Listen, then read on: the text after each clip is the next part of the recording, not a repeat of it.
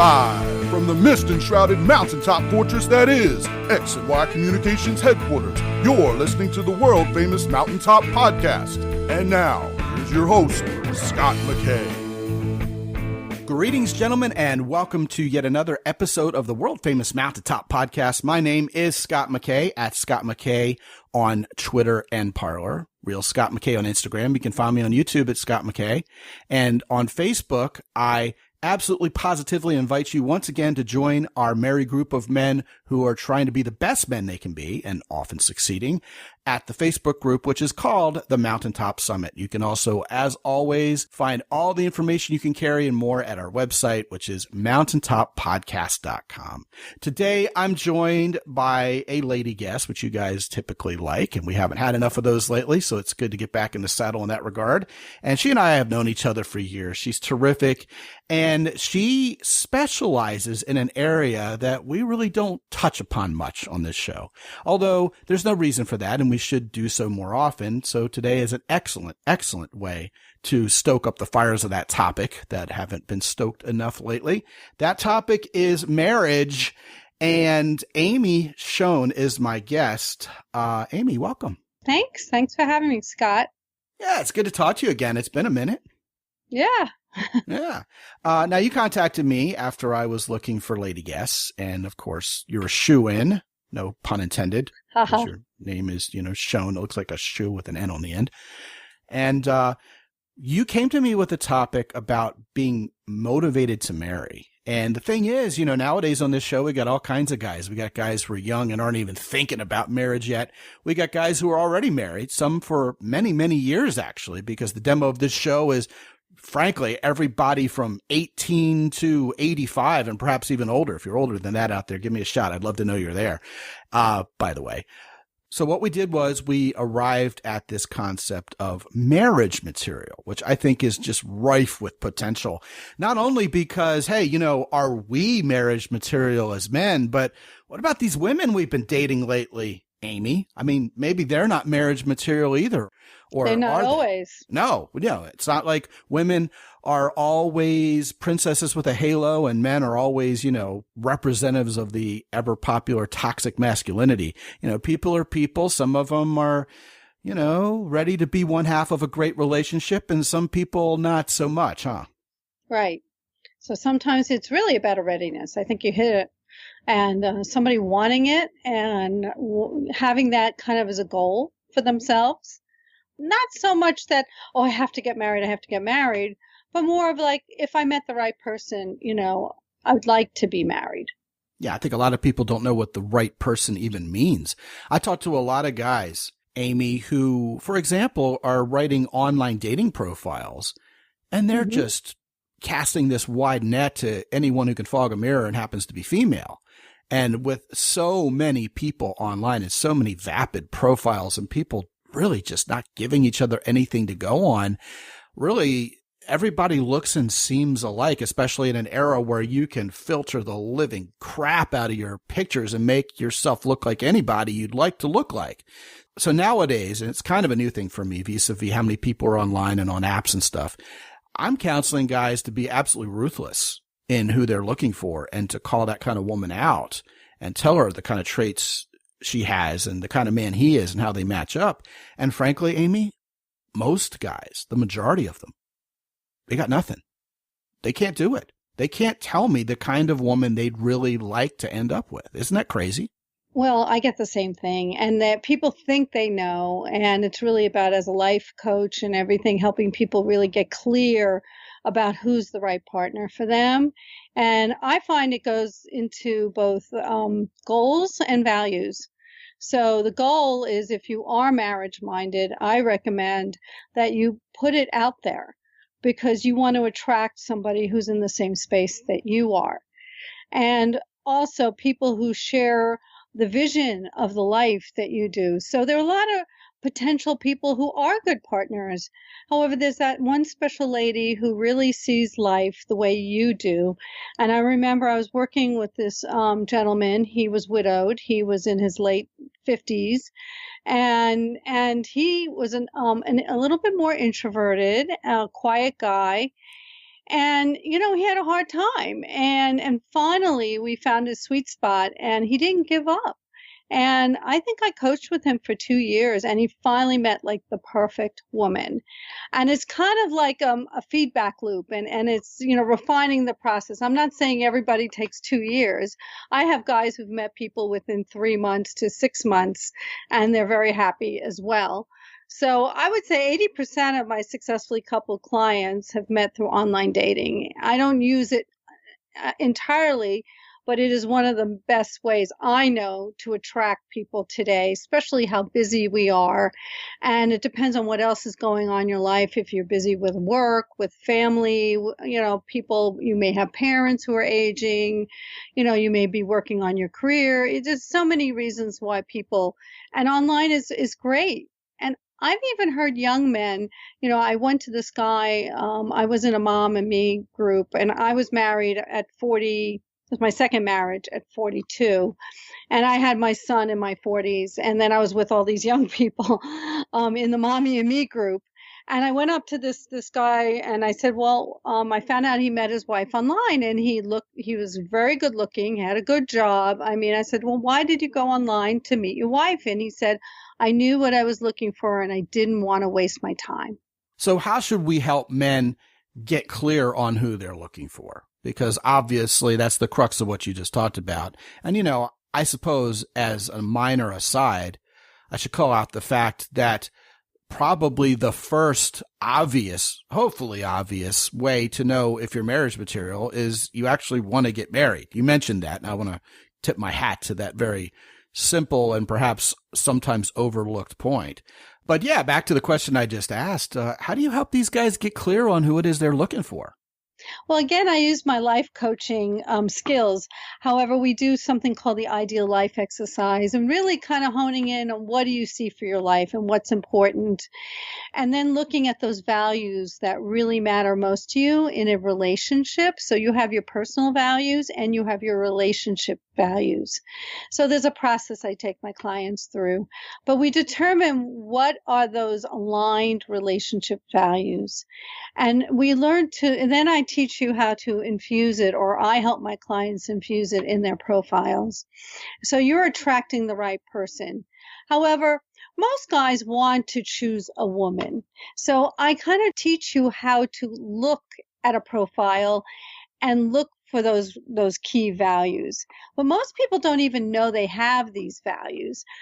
The basic values, but family values and being part of community. But then there are these deeper values, and so really kind of honing in on what's really important, and helping guys to see that.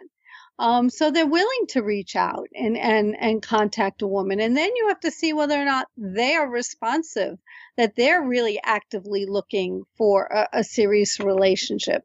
So I do recommend that men put in their profile, I'm looking to meet a woman who wants to get married. And I also think it's important to look for a female, if that's your goal, who it does kind of indicate something to the same. Because then you're not wasting your time. Because today marriage is a choice. It's not like when my parents, my mother knew everybody got married in their 20s. That was a thing you did. Once you finished college, you got married. I came out of grad school in the 80s, so we also looked to get married. But today there are so many different choices. And if you're on the younger side, that's not even, necessary. Or if you're a boomer like I am, again, you've been married. You don't know if you really want to be married again. And I worked with a widower. He was around 70 and he knew he wanted to be married again. And so all his friends were married and he just knew. So he didn't get married right away. Actually, he met his wife online. They lived together for about a year or so, and then they got married. It was about 2 years that they knew each other. They got married.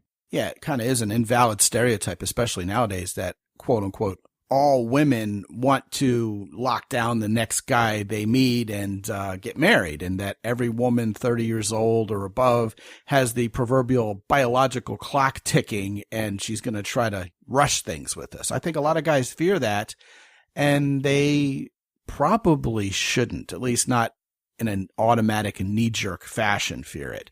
Well, there is good news. The good news is there's technology, and a lot of the women are now giving themselves the benefit of time, and they are doing the egg retrievals and freezing their eggs. And so I have 40-year-old women who come to me and they say, well, I have frozen eggs. So, if I want to meet the right guy, I want to have a family before I get too old, but I don't have to feel pressured about it. Well, that brings up another good question. What's the delta between desperation not to die alone and make a baby versus being ready for marriage? Well, I think it's a choice. I have women come to me and they say, well, I'm thinking of having a baby on my own. And yet I want to date. And I know it's a hard place because I know my male clients, they want to know, from what I understand, that you want to be with them and that you want to make a life with them. And if you have a child, it's a goal, and there are different ways to have a family today. You can adopt, and you can, there's so many ways to get pregnant if you want to, or have a child. And then I have friends who decided not to have children. So they just decided that wasn't what they wanted in their life. So again, it's a choice. So you really want somebody who's on the same path you are, who wants the same things you do. If you want a family, then you have to find a woman who wants that, and that's important to her. And if you don't, then again, you have to find someone who, is in the same place. And I think you're having those conversations sooner than later. I remember when I was dating, and I was 40 and I still was single with no man in my life. And I was motivated to marry, and I still thought, I wanted a family. And I met this wonderful guy and we hit it off, and he had his family already. And I waited a while before having the conversation about my goal to have a child.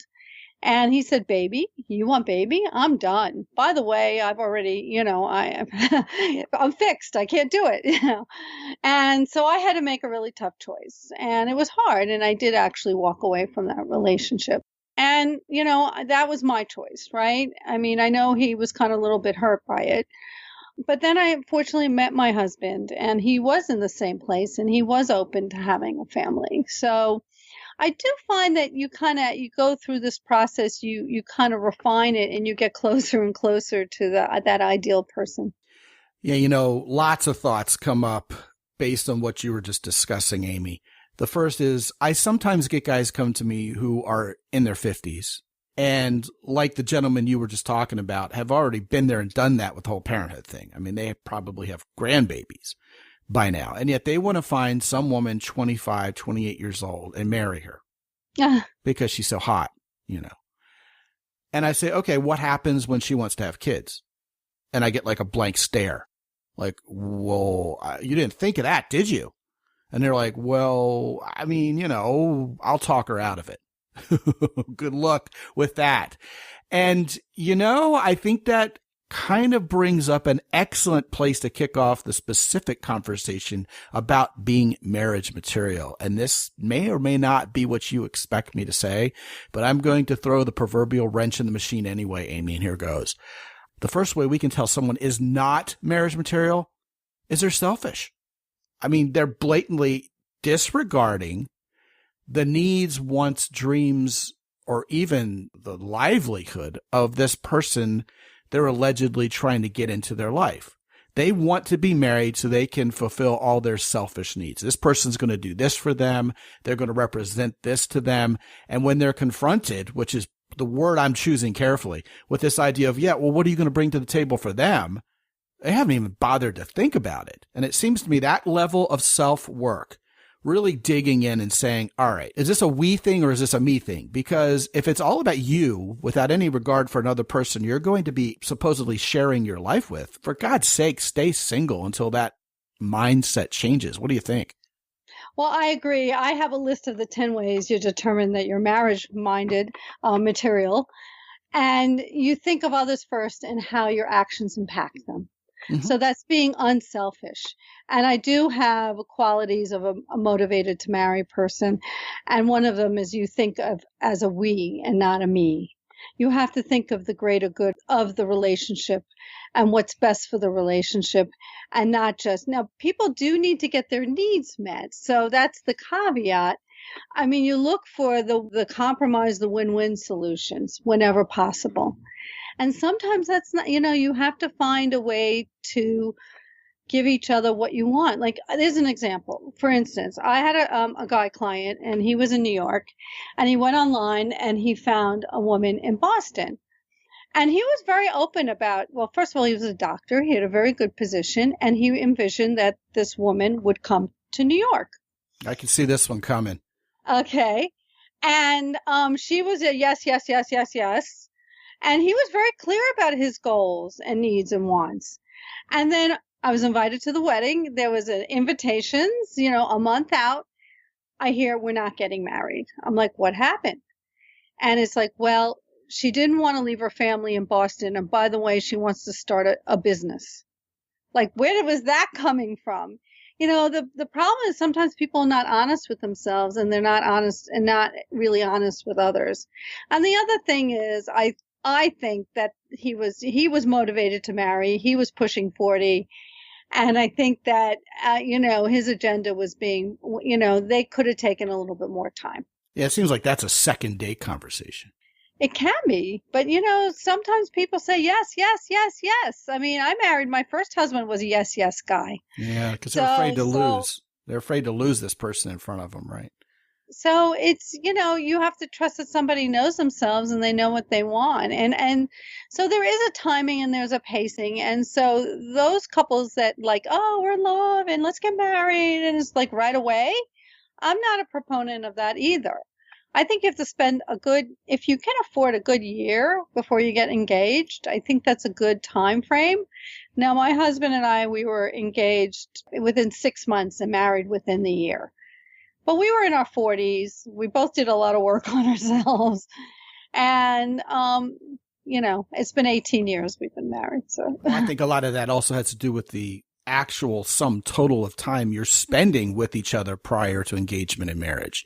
I mean, Emily and I pretty much spent all our waking hours together from the moment we met. We just couldn't get enough of each other. So, 9 months later, we knew each other intimately in every way. Right. We were darn Skippy Shore. Long distance relationship. So right now I have a Washington, D.C. Australian relationship, and they met during COVID. And they spent a lot of time together, yet they have not met each other physically, and they are talking marriage. Well, I would argue they have never met each other. I mean, until you know what this person smells like when they're sitting in your presence, you don't know Jack Diddley yet. They're kidding themselves. I don't think so. I think they're very well suited for each other, and I think they're trying to figure out the best way that they can meet. Yeah. I mean, I hope it works out for them because they really are very much aligned. But this is so unusual. That's very, very unusual.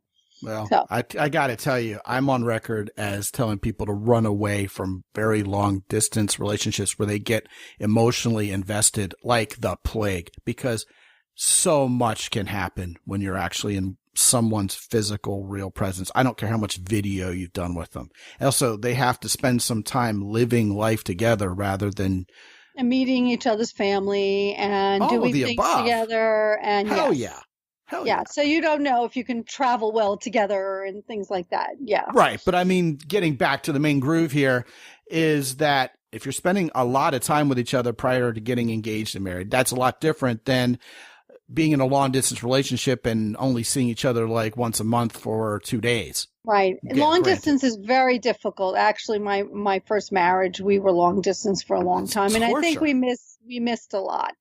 And then when you get together, you don't want to have a bad time. So you don't talk about the tough stuff.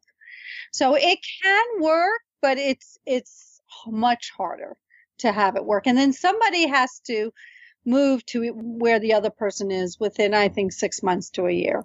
Well, yeah, COVID notwithstanding, it's absolutely much better to meet people as close to you as you can. And I have a rather controversial thought on this that I've pissed people off with. And that's this. Listen, if you're in New York or Los Angeles, or Boston for that matter, and you need to go find someone in another metro area, even in another time zone, in order to find someone you can connect with, you should stop looking in that other time zone and look in the freaking mirror. Because if you're in New York and you can't find someone who you can connect with there, I really honestly think you're kidding yourself. I think there's some work that needs to be done. That's my take. And I've yet to be proven wrong, but I'll take your input on it if you disagree. I can understand that, and I think it's easier to date in your backyard. However, I know so many couples that did meet, and they were like Washington, New York, Massachusetts, Washington. I have a girlfriend who met her husband at a wedding, and he was in Alabama, and she's in D.C. So I do know successful relationships where they met. And sometimes people also meet like at these events, like the weekends when they had them. And so they were singles weekends. And so I know couples that met that were not in the same city. It is harder, and I agree. But sometimes people feel like I need to meet someone from somewhere else for one reason or another. Maybe they want to move somewhere else. Well, I would say maybe just move. Yeah, or maybe like I have conservative clients in D.C. who feel like I do better in Nashville, Tennessee than I would do, where I'm living. And I think that's fair. Yeah, so to be where there are more like-minded people, and people more like yourself. So, and he's also thinking, and when I retire, I'd rather be, at this place anyway.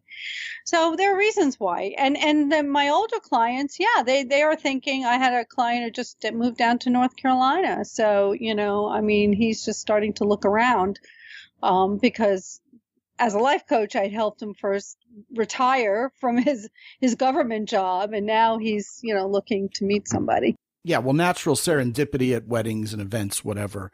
Yeah, I understand that's going to happen. That's the price to play. But, when someone's online and they're actively searching nationwide because they can't meet anybody locally and they're not succeeding, I think that's where the problem is. But anyway, I don't want to go down the rabbit hole of long distance dating because that's not. No. Most of my clients do meet within. I think it's fun when they say the person lives 15 minutes away from me, and I didn't know that person existed. So this person was my backyard. So I think it's great when that happens. Yeah, most definitely. Getting back to what you were talking about, I do want to acknowledge what you said about there being a balance. Yeah, we do have things we want from our marriage, and it's okay to want that. And I will go ahead on record and state that if someone is an approval seeker, a people pleaser, to the point where they can be easily manipulated and walked all over by someone who's manipulative, they're not ready to be one half of a great relationship either. They're not marriage material yet because they're going to get into an abusive relationship where they're the one that's abused. So absolutely, I could shout this from the rooftops. You have to be clear on who you are, what your lifestyle is about. And just like you said so eloquently, Amy, go find someone who matches up with you, because people will go searching for someone and they've been desperate for a while. Maybe they're on a dry spell, and whoever falls into their lap and will quote unquote put up with them, the next thing you know, they're getting married to each other. They don't even know each other. They have no idea what goes on in the other person's brain. And they've been too freaking scared to vet that person's character. And then they wake up 6 months later, and what do you know?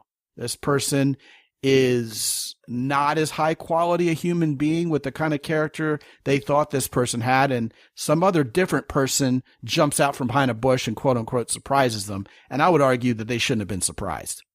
We got to be a little braver and more direct, and dare I say mature, about choosing the kind of person we want in our life. And, we have to have that foundation settled in terms of who are we? What is our identity? And we talk at length about that around here. And that has got to illuminate who it is we ask in our life. And I'll give you something to riff on here. I can't tell you how many guys I've coached who come to me at the beginning. Sometimes it's their very reason for contacting me, saying, hey, I got this woman in my life and she's perfect in every way except one.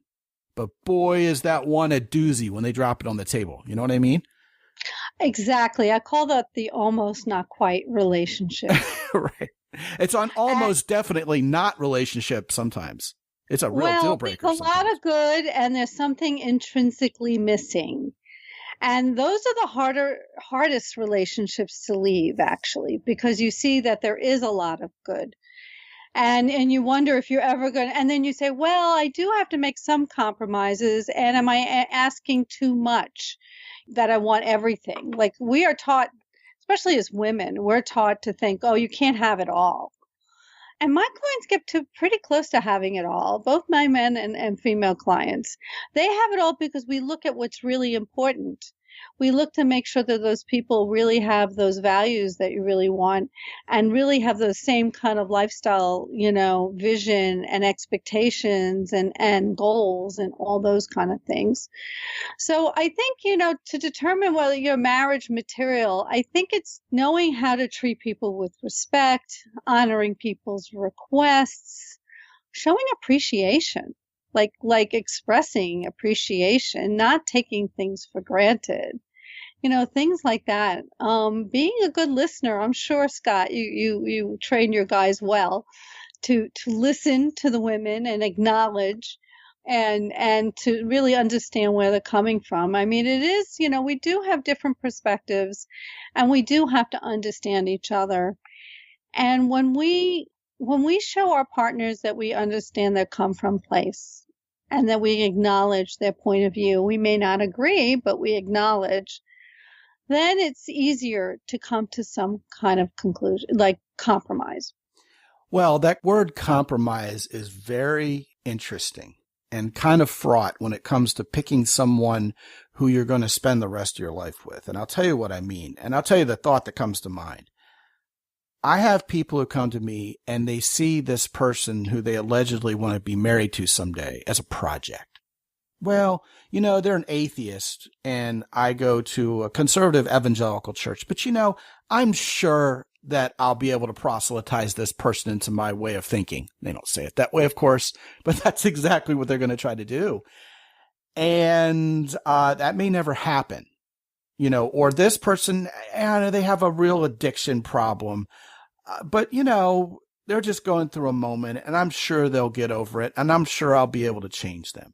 Or this person has this hobby that I really can't stand, but once I marry this guy, I'll get him to sell all his motorcycles because he'll love me and want to be only with me.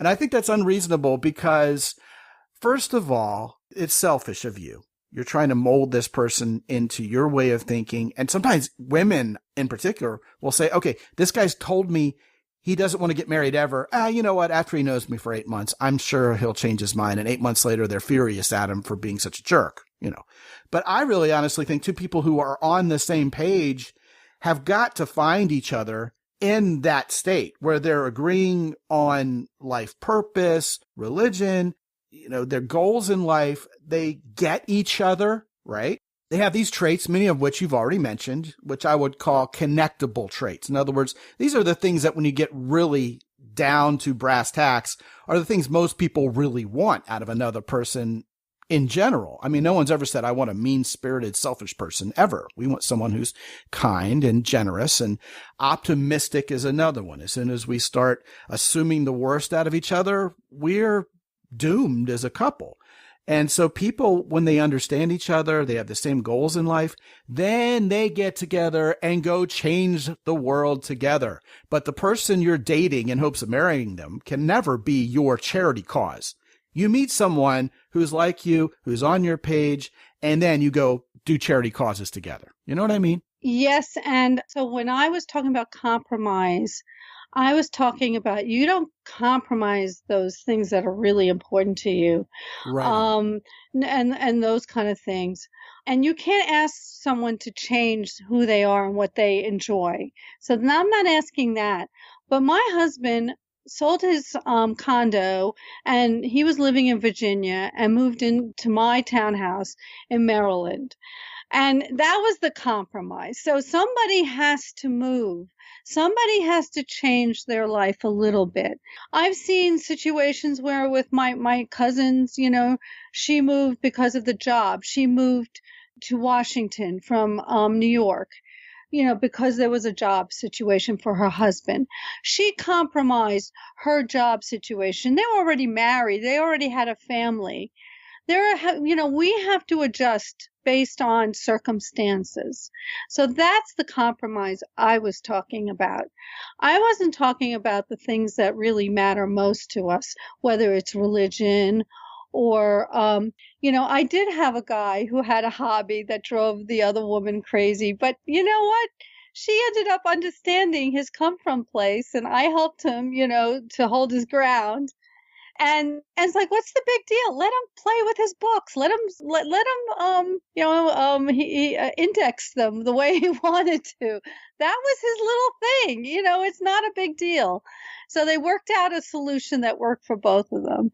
So yes, you don't want to compromise. You don't want to change who you are. I think that's what you're saying. And I think we're saying the same thing, Scott. Yeah, absolutely. I was just making that point. Right. We don't want to change who we are and what's really important to us because we'll be unhappy. I've seen it. I've seen the person who gives up having a kid who really wanted a child. So yes, we have to be careful that we don't expect people to change who they are. Yeah, that brings up this whole idea of being set in one's ways, especially as we're a little bit older.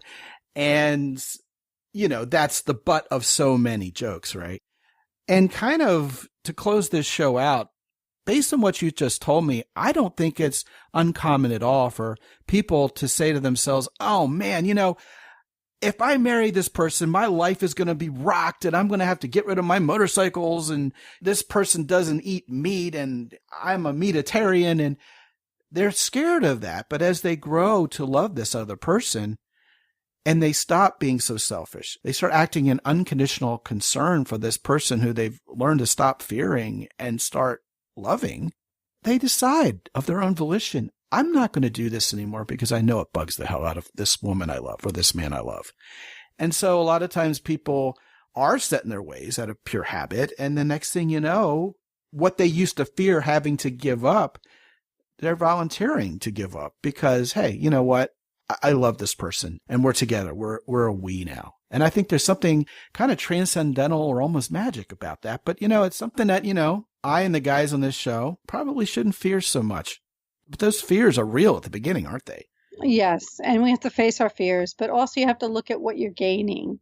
What do you really want? And do you want that person in your life to support you and be there and to go through life together and hopefully grow old with, and to see, either have a family if you haven't had one, or at least be there for each other's family if you're in later stages of your life.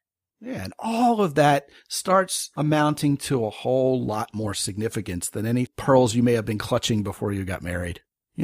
It's not something to fear, and I really appreciate your input on that. Her name is Amy Schoen, and her book is Are You Motivated to Marry? And I've set up a special URL where you can go grab it from her website, and that is mountaintoppodcast.com/Mary, Marry. It's a great book, and even if you're not yet exactly motivated to marry, but maybe someday, it might be a good book to put in your library for safekeeping. So go ahead and grab a copy at mountaintoppodcast.com/Mary.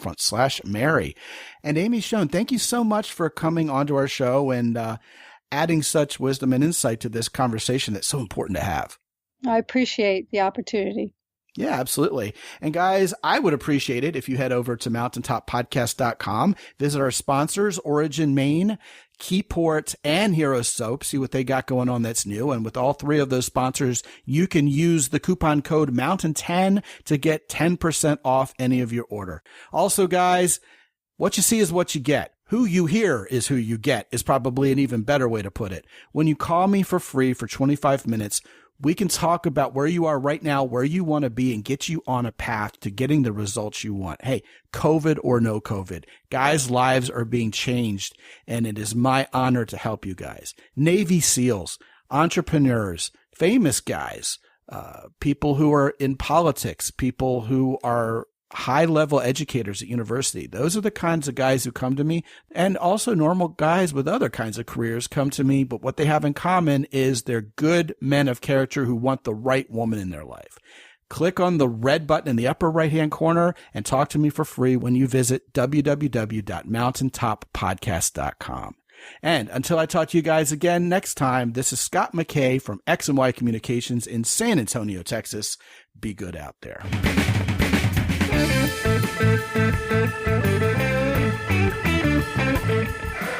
The Mountaintop Podcast is produced by X&Y Communications. All rights reserved worldwide. Be sure to visit www.mountaintoppodcast.com for show notes.